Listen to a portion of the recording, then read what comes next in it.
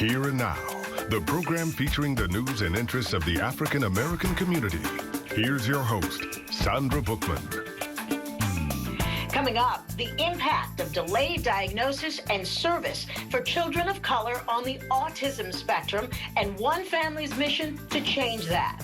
April is National Autism Awareness Month, and according to the CDC, Black and Hispanic children are subject to delayed evaluation, diagnosis, and services.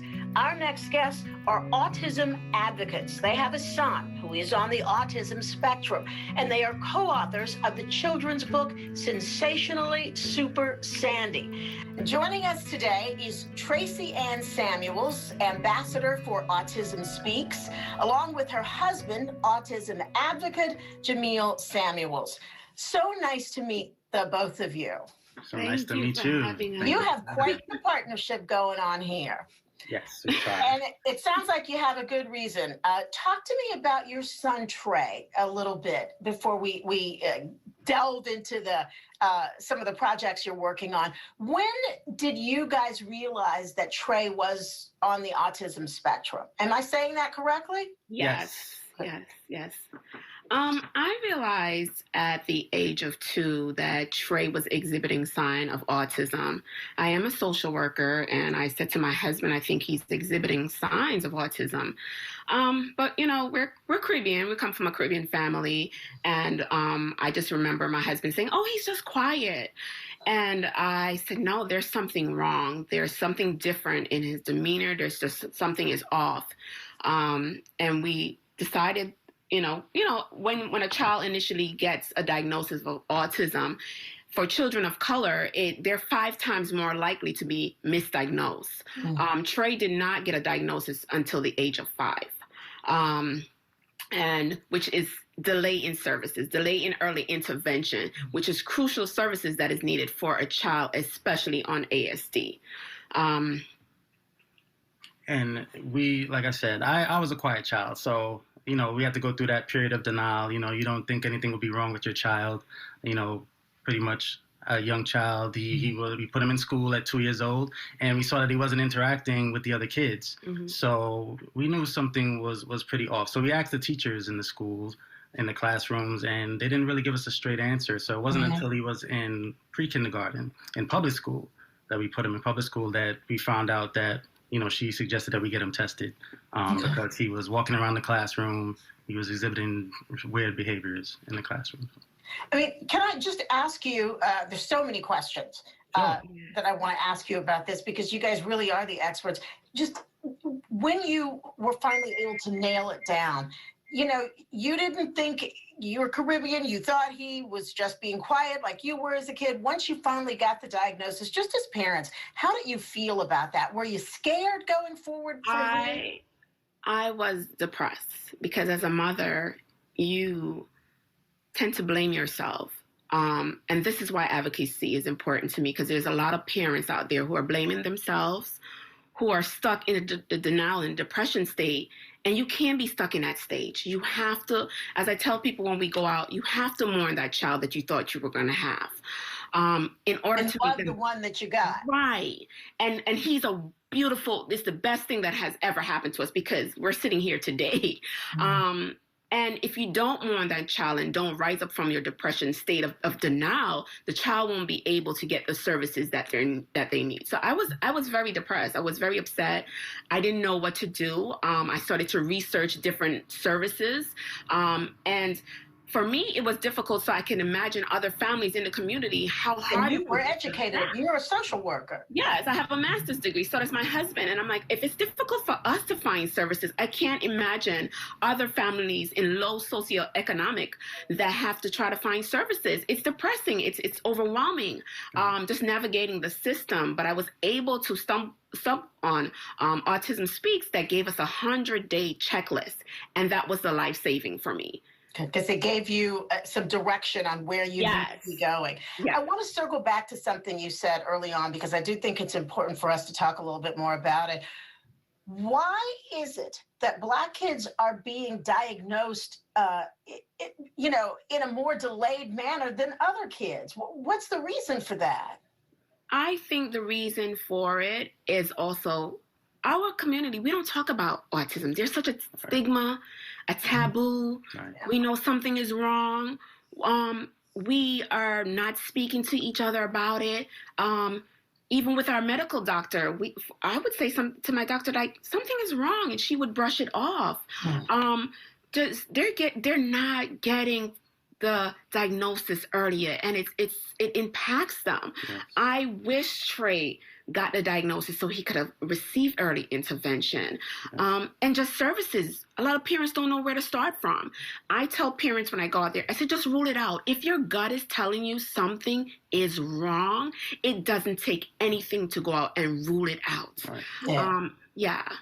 Well, Jamiyl, let me ask you, why do you, especially now that you guys are, you're in this, you're advocates, you've got a son that you're proud of his progress. Why does that early intervention, why is it so important? What difference would it have made had he been diagnosed at 2 or 3, rather than, you said 5? Yes. Well, the early intervention is key because when we finally diagnosed him, we were able to get speech therapy, occupational therapy. This was a little boy that was hitting his milestones before the age of 2, right? So when he became 2 and he just went silent, like couldn't speak whole sentences. He would make faces. We didn't know if his stomach was hurting him. We didn't know if he was in pain. We couldn't hear. He wasn't talking. He wasn't saying simple things that we take for granted in everyday life, right? He wasn't making noises. He wasn't telling us anything. So the early intervention is key because it provides speech therapy, occupational therapy, behavioral services, ABA services that we're giving him now. He's thriving now, but if he got the early intervention, he would have been talking a lot earlier. Now we can't get him to stop speaking, which is what we wanted. How old is Trey now? He's 14. Just turned 14. Oh, he's a teenager. Exactly. Yes. So he's got all those things going on. Exactly. Which is a headache in itself now. Preparing him for transitional services, transitioning into high school. Right.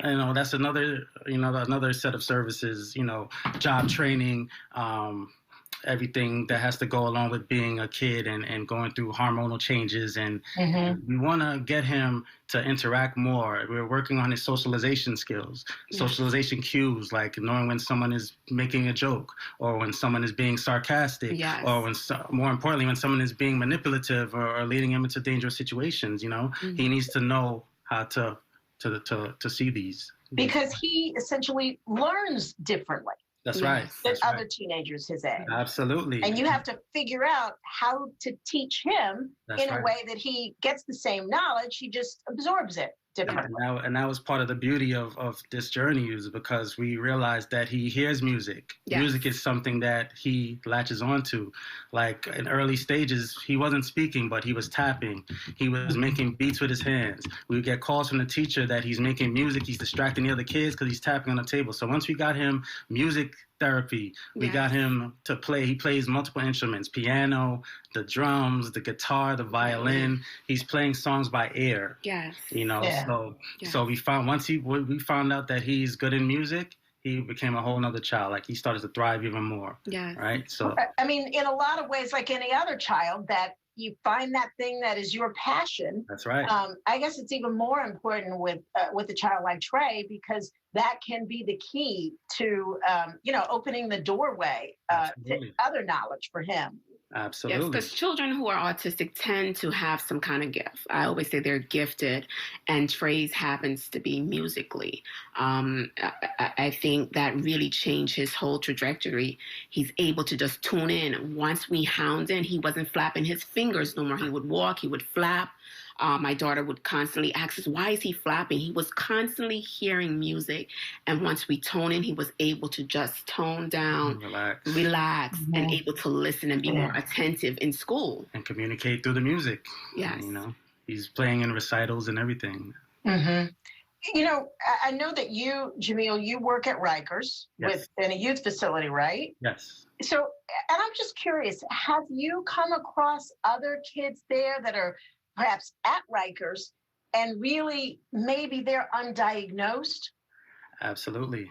Absolutely. A lot of times I see a couple of the individuals that I work with and say they don't need to be here. They need to be in a mental health facility or getting these services. And that's a shame that, you know, a lot of these kids go undiagnosed, and it's very important to find out what their mental health background is before, you know, we tend to just, as Black people, be thrown in jail or locked up for crimes, and sometimes they can't help, Mental you health know, services. because a lot of the autistic cues are like based on noise sounds, like, you know, people yelling. You know, you have to be careful how you approach a person on the spectrum. Yeah. And this is what causes a lot of the erratic behavior that may lead to a criminal, you know, background or be perceived, right, being perceived as criminal. as criminal. When Exactly. they just simply have been misdiagnosed, and no one has taken the time to figure out that something's going on. Right. And that's what happens to our children of color. Get lost in the system. So again, that's a little bit of that institutional racism. Yeah. Absolutely. Absolutely. You know, I want to move on because I could talk to you guys all day, and I think that Tracy, my producer, will tell me the clock is ticking. One of the things that you guys have done, you know, obviously taking care of Trey and his sister is your life's work as parents, but you also have established the amazingly sensational kids book company. And your latest book, Sensational Super Sandy. Talk to me about why, and these are children's books, right? Yes, these are children's picture books. The series began with the amazingly awesome Amani. Amani is Trey's middle name, and Sandy is our daughter Asia's middle name. So we started the books because Asia had a lot of questions, as my wife stated earlier, about why Trey is laughing at her. Why is he not speaking to me? You love him more than me. You know, we have to deal with all those with the siblings, you know. So it's very important. Sometimes the sibling gets lost in the conversation when you talk about someone on the spectrum. So we wanted to shine a light with the third book in the series about the sibling and what they're going through. Sandy makes a cameo in the first two books, but, you know, she treats Trey Amani very bad. So this pretty much gives the reason why she treats him so badly, you know. So we find out her situation and why she feels the way she feels, and we wanted to show that the sibling is just as important and instrumental to the development of the child on the spectrum. And your daughter, is it Asia? Asia. Asia. Yes. She is, how old is she? She is 8 going on 80. So it's a lot for an 8-year-old to start sorting through. But has she come to understand how her brother learns differently? And she is understanding much better about Trey's behaviors. She's understanding because we're going out into the community. We have been to her school. We're educating kids about the behaviors that these children, they're awesome. They're amazing. They want to be loved too as well, but they communicate differently. So through Asia being involved in our advocacy, she's learning so much more about her brother's behaviors and mannerisms. And she's the one, like I said, she pretty much demanded that he speak to her. You know, she wouldn't take no for an answer. So she was instrumental in him being able to communicate along with the speech therapy. Just having that sibling, that person, that physical person in front of you to talk and to communicate with really helped him. Really. I know that you, Tracy-Ann, you are an ambassador for Autism Speaks. Yes. So talk to me about your work with them. And I guess it's a continuation of really the advocacy that your family is doing. Well, I am a volunteer. I'm a volunteer ambassador for Autism Speak. And basically, I have the privilege to meet with our congressman to speak about issues that are associated with children with disability. This March, we were able to have what is usually every year we have what is called a Hill Day, and we speak to our congressman based on issues, home and community-based services. These are in-home issues, and because of COVID, they were impacted. So it was important that services go back into the home for those children that are nonverbal and are verbal, and their parents also need those supportive services as well. I'm going to mention, if you could, fill me in on the Hcbs Relief Act. Is that what what you've been talking to Congress people about? Well, we spoke to our Congressman Gregory Meeks and Chuck Schumer. These services are assistive equipment services, in-home services. They also deal with children's transitioning in order for them to be independent. They give them skills that they need to be that are needed in being good and being better parts of the society. They also give them services with regarding PPE. The workers needed protective gears to come into the home. So we were basically asking our congressman that instead of our children being on these long waiting lists, Trey was on a waiting list for almost a year waiting for services because of COVID, that these services are detrimental and needed for our families. You guys are awesome. You really and truly are. Shining a light on these issues and also letting other families know that there are services out there and that there is a path forward through this. And that they have to be advocates for themselves. Absolutely. If I send folks to the amazingly sensationalkids.com, that website, they can find all of your books there. Yes, The Amazingly Awesome Amani, The Amazingly Awesome Amani Takes on Jitters and Fear, and the Sensationally Super Sandy books are on that site, and a little more background about what we do. Okay. Thank you guys for sharing your family story with us today. We really appreciate it, and I suspect this won't be the last time, Tracy-Ann and Jamiyl, that we will be talking with the two of you. Thank you so much. Thank you for having us. Thank you. I appreciate it. Thank you so much. God bless you. God bless you. Thank you.